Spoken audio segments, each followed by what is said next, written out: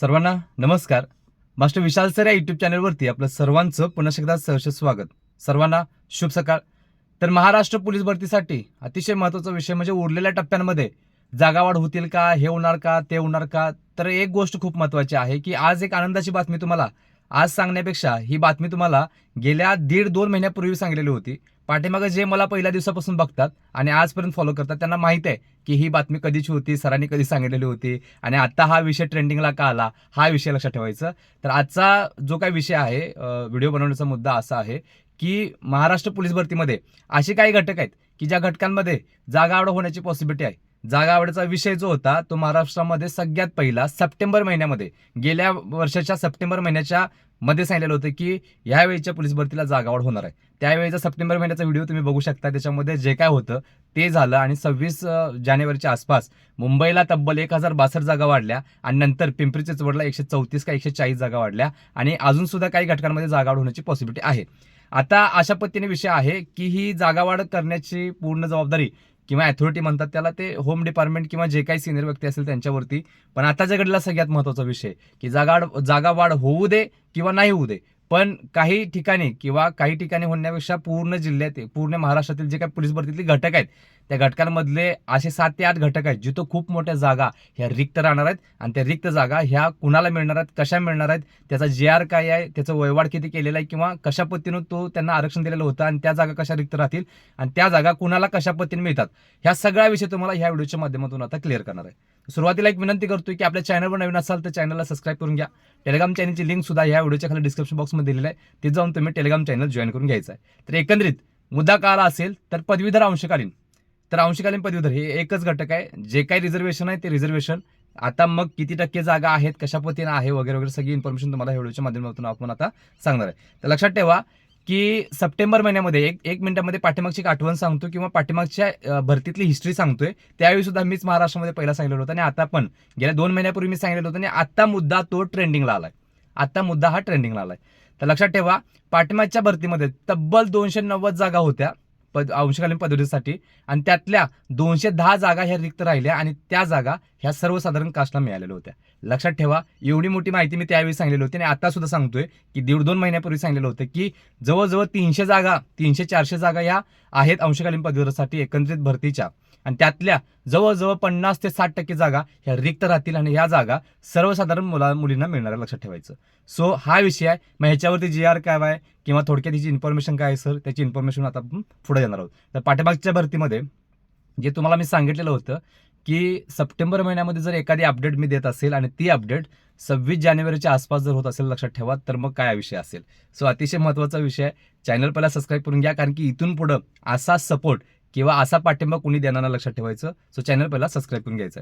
तर बघा, अंशकालीन पदवीधर हा एक रिझर्वेशन म्हणजे ऑदर रिझर्वेशन मधला भाग येतोय आणि मग ह्याच्यामध्ये जसं की पोलीस पल्ले असतात किंवा होमगार्ड असतात किंवा इतर खेळाडू असतील किंवा प्रकल्पग्रस्त असतील, भूकंपग्रस्त असतील, अंशकालीन पदवीधर त्यातलाच घटक आहे. सो बाकीच्या घटकांसारखं जे ऑदर रिझर्वेशन आहे त्याच्यामध्ये हे आरक्षण येते. आता हे जे होतं हे एकदम जुना विषय आहे. लक्षात ठेवा, आता हे अंशकालीन पदवीधरचा विषय पूर्णपणे बंद केलेला आहे. हे पाठीमागं ज्यावेळी एक काळ असा होता 1995-96च्या त्यावेळेच्या ह्याच्यामध्ये, तर 95-96 मध्ये काय विषय होता की सरकारला जे काही हे होते कर्मचारी म्हणतात त्यांची गरज होती. हाय ते आपल्या सरकारी कामगारांवरती त्यांची त्यावेळीची परिस्थिती होत नव्हती किंवा हँडल होत नव्हतं म्हणून त्यांनी कॉन्ट्रॅक्ट बेसिसवरती CHB वरती त्यावेळेच्या पिरियडमध्ये 3 वर्षाच्या कंत्राटी स्वरूपावरती काही लोकांना भरती करून घेतलेलं होतं आणि त्यानंतर त्यांनी तेवढा वेळ दिला म्हणून त्यांनी आवाज उठवला आणि त्यांना आरक्षण त्यांनी त्यावेळी करून घेतलेलं होतं. आता विचार करा, ही 94, 95, 96, 97, 98ची जर गोष्ट असेल तर त्यांचं वय आता किती असेल. आता ह्या जागा रिक्त राहण्याचं कारण मी थोडक्यात सांगतोय की ह्या त्यावेळची लोक जे आहेत त्यांचं जे वय आहे 40, 45, 50 प्लस वय आहे आणि मग मध्येच 2018, 19, 20 दरम्यान एक JR काढला की 45 वय जे अट होती ती कॅन्सल करून त्यांनी वय वाढवून घेतलं 50 प्लस करून. सो मग वय वाढवून घेऊन का उपयोग? फिटनेसचा काय विषय आहे? फिटनेस एवढा नाहीच आहे, अभ्यास एवढा नाहीच आहे आणि मग जी पोलीस भरतीतली जी काय पात्रता आहे, कमीत कमी 50% मार्क लेखीला फिजिकलला पडले पाहिजे तर तुम्ही लेखीला क्वालिफाय होताय. तर फिजिकलला 50% मार्क पडतच नाहीत. पडतच नाहीत. क्वचितच समजा 50 जागा त्यातले दोघं तिघं चौघं क्वालिफाय होतात, बाकी सगळ्या जागा अशाच रिक्त राहतात आणि मग ह्या जागा रिक्त राहिलेल्या पुढच्या पोलीस भरतीमध्ये ऍड न होता ह्याच पोलीस भरतीमध्ये त्या ऍड होतात. लक्षात ठेवायचं. ते कुणाला मिळणार, कसं मिळणार, त्याच्यावरती पुढे मी आता बोलणार. लक्षात ठेवा.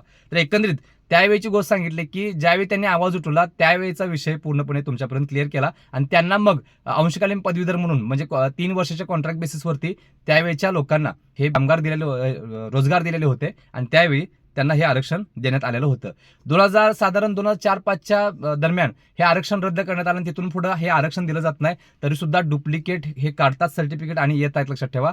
पण त्यांची उचल बांगडी होणार. लक्षात ठेवायचं. त्यामुळे यशाला शॉर्टकट नाही. काहीतरी करून स्वतःचं नुकसान करून घेऊ नका. तर बघा हे कुठून कुठपर्यंत होतं, कसं होतं, JR काय, त्यांचं वयवाढ कधी झाली, ही सगळी इन्फॉर्मेशन तुम्हाला सांगितली. आणि आता विषय आहे सध्या जागा का रिक्त आहेत हा विषय तुम्हाला मग सांगितला. कारण की ते फिजिकललाच क्वालिफाय होत नाहीत. 50% मार्क फिजिकलला घेतच नाहीत. मग ह्या जागा रिक्तच राहणार ना. जरी कोणी असलं तरी 24 जरी मार्क घेतले तरी सुद्धा तो क्वालिफाय होत नाही. त्यांचे जे मार्क आहेत, एक तर गोष्ट मुळात अर्ज कमी येतात, दुसरी गोष्ट त्यात फिजिकलला कमी येतात, तिसरी गोष्ट फिजिकलला क्वालिफाय कमी मुलं होतात आणि मग बाकी सगळ्या गोष्टी. सो अशा पद्धतीनं आता एकंदरीत मग सांगितलं की हा अदर रिझर्वेशन मधला एक पार्टच आहे, टप्पा आहे. साधारण आता काय होणार हा एक विषय आहे, म्हणजे प्रश्नाचा मुद्दा आहे. तर आता ज्या काही रिक्त जागा असतील एकंदरीत 7 ते 8 घटक आहेत. कोणकोणते बघा. पुणे आहे, मुंबई, ठाणे, लोहमार्ग मुंबई, नागपूर, मीरा भाईंदर, पिंपरी चिंचवड. हे जे काही प्रमुख घटक आहेत जे पहिल्या दिवसापासून बघतोय की ही जी कॉम्पिटिशन आहे, ही जी स्पर्धा आहे ती 8 ते 10 घटकामध्ये विभागली गेलेली आहे. पाठिंबाची पोलीस भरती होती ती जास्त करून मुंबईला 40% होती, पण यावेळी 40 ते 50% स्पर्धा ही पुणे, मुंबई, ठाणे, लोहमार्ग मुंबई, नागपूर, मीरा भाईंदर, पिंपरी चिंचवड अशा घटकांमध्ये ही स्पर्धा विभागली गेलेली आहे. लक्षात ठेवा. सो अतिशय महत्त्वाचा विषय आहे की जागा किती आहेत पहिला बघूया. पदवीधर अंशकालीनच्या ज्या जागा आहेत त्या किती आहेत बघूया आणि ह्यामध्ये काय होणार हे तुम्हाला मी सांगतोय. तर पुण्यासाठी बघा 87 जागा आहेत, मुंबईसाठी तब्बल 121 जागा आहेत, नंतर जवळजवळ ठाण्याला 16 जागा आहेत, लोहमार्ग मुंबईसाठी 38 जागा आहेत, नागपूरसाठी 31 जागा आहेत, मीरा भाईंदरसाठी तब्बल 43 जागा आहेत, पिंपरी चिंचवडसाठी 16 जागा आहेत आणि जवळजवळ हे 7 ते 8 घटक पकडूनच जवळजवळ 200+ जागा ह्या इथंच होतात आणि बाकीच्या पूर्ण जिल्ह्याच्या भरतीचं अजून आहेतच. तिथं जवळ जागा कमी आहेत कारण की पूर्ण एकंदरीत जिल्ह्याच्या जागा कमी असल्यामुळं अंशकालीन पदवीधरच्या जागा सुद्धा कमी असतात. म्हणजे 3, 4, 5, 6, 3, 4, 5, 6 असं बाकीच्या जिल्ह्यांमध्ये, बाकीच्या घटकांमध्ये. सो अशा पद्धतीने एकंदरीत आता ह्या जर 200 जागा जर पकडल्या तर तब्बल हे जे मगापासून घटक सांगितले तब्बल 150 जागा लक्षात ठेवायचं. 150 जागा ह्या आता रिक्त राहतील आणि मग विषय राहिला की 150 जागा रिक्त राहिल्या तर मग सर त्याचं काय होणार. आता सगळ्यात महत्वाचा मुद्दा, एक तर पदवीधर अंशकालीन म्हणजे काय, कुठंपर्यंत आरक्षण देण्यात आलेलं होतं, कुठून वय वाढवण्यात आलेलं होतं आणि किती वर्ष केले आणि आताच्या घडीला ही मुलं क्वालिफाय का होत नाहीत. ही जी मुलं म्हणण्यापेक्षा ही मोठ्या व्यक्ती आहेत, सोडा आता वयानं जास्त आहेत, सो ही क्वालिफाय होत नाहीत. त्याचं रिझन पण सांगितलं. आता विषय अशा पद्धतीने आहे की सर 200 जागा आहेत तर कमीत कमी 150 जागा हे रिक्त राहतील. मग 150 जागा काय होणार हा विषय खूप महत्वाचा आहे. काही लोक सांगायला लागलेत पुढच्या भरतीमध्ये ऍड होणार, हे असं होणार तसं होणार, असा काय विषय नाही. पाठिंबाच्या सगळ्या भरतीचा अनुभव जर असेल तर मग प्रॉपर गायडन्स करू शकता. लक्षात ठेवायचं. बघायला गेलं तर 19 असेल, 21 असेल, 22-23 असेल आणि 24-25 ची आता असेल. लक्षात घ्या पाठिंबाच्या भरतीमध्ये तब्बल 290 पैकी 210 जागा ह्या सर्वसाधारण मुला मुलींना मिळालेल्या होत्या. फॉर एक्झाम्पल समजा मुंबईसाठी 125 जागा मी सांगितलं तुम्हाला, 125-30 जागा सांगितल्या तर त्या डिवाइड झाल्यात सगळ्या कास्टमध्ये. तर मी म्हणतो की अंशकालीन पदवीधरच्या ओपनच्या एक 50 जागा असतील किंवा 30 जागा असतील तर 30 पैकी एक 10 मुलं आलेत, क्वालिफाय झालेत, 20 राहिलेल्या ज्या जागा आहेत ते ओपनच्या सर्वसाधारण मुला मुलींना भेटणार. सेम ॲज ओबीसी असेल, एसीबीसी असेल, ईडब्ल्यूएस असेल, NTB असेल, सी असेल, डी असेल, SBC असेल, ईडब्ल्यूएस असेल, एसीबीसी असेल, ह्या सगळ्या कास्टमध्ये जेवढ्या काही जागा रिक्त राहतील ते त्या कास्टच्या सर्वसाधारण लोकांना जे काही मुला मुली आहेत त्यांना भेटणार. लक्षात ठेवायचं. सो पहिली अट किंवा पहिला जो प्रॉब्लेम होता तुमचा तो मी क्लिअर केलाय की ह्या जागा कशा पद्धतीने कन्वर्ट होतात, ह्या जागा पुढच्या भरतीला जातात काय.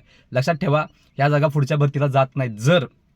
जर म्हणतोय की समजा 10 जागा आहेत आणि त्या कास्टला कोण उमेदवारच आला नसेल, असं होऊ शकत नाही. सर्वसाधारणला कोण ना कोणतरी असतेच कारण सेम मार्क घेणारे हजारो मुलं आहेत इथं, शेकडो मुलं आहेत, त्यामुळे ह्या जागा राहत नाहीत. पण काही घटकामध्ये पोलीस भरती सोडून बाकीच्या घटकामध्ये काही मुलं सांगितलेले 45% मार्क जे आहेत, म्हणजे TCS आणि IBPS जी एक्झाम घेते 45% मार्कांचा त्यांचा क्रायटेरिया आहे, त्याच्यामध्ये नाही बसला तर ती जागा रिक्त राहते.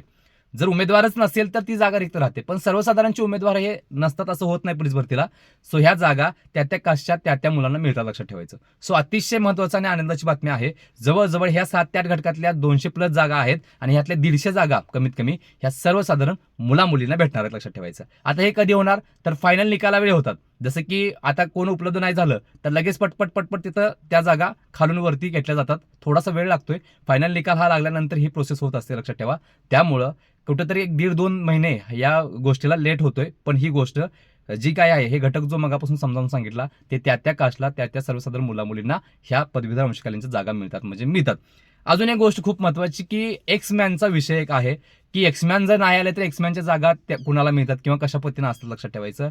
एक्समॅन आता आहे तर सोडा, नाही असं नाही, पण क्वचितच कुठंतरी जागा कमी असलेल्या ठिकाणी वगैरे किंवा पॉसिबिलिटी पकडू एक 10% किंवा 2%, 3% जागा ह्या रिक्त राहतात आणि त्या सुद्धा जागा ह्या सर्वसाधारण मिळून जातात, लक्षात ठेवायचं.